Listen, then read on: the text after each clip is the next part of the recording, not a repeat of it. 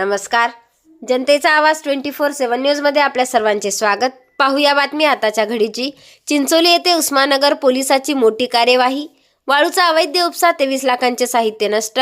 Usmannagar police Thane हद्दीतील वाळू घाटावर मोठ्या प्रमाणामध्ये वाळूचा अवैध उपसा होत असल्याची गोपनीय माहिती मिळाल्यानंतर पोलिसांनी छापा मारून 5 इंजिन, थर्माकोलचे तराफ असा एकूण 23 लाखाचा 50,000 रुपयांचा मुद्देमाल जप्त केला.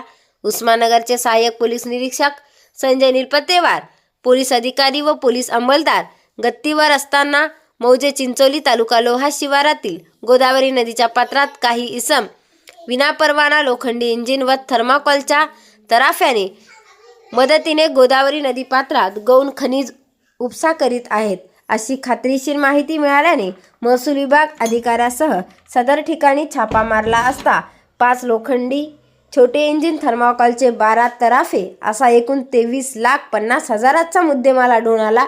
महसूल विभागाचे सच्चा मंडळी अधिकारी शिवकांता पवार व ग्राम महसूल अधिकारी मोतीराम पवार यांनी सदर इंजिन व थर्माकोलचे तराफेबाबत शासनाची परवानगी न घेतल्याने असे कळविण्यात आले.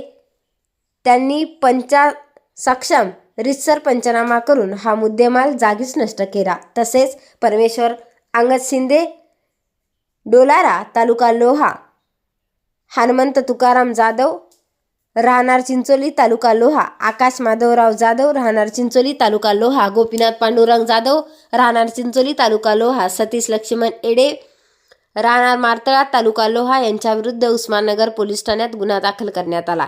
जनतेचा आवाज 24/7 न्यूज नांदेडसाठी संपादक प्रदीप मगरे.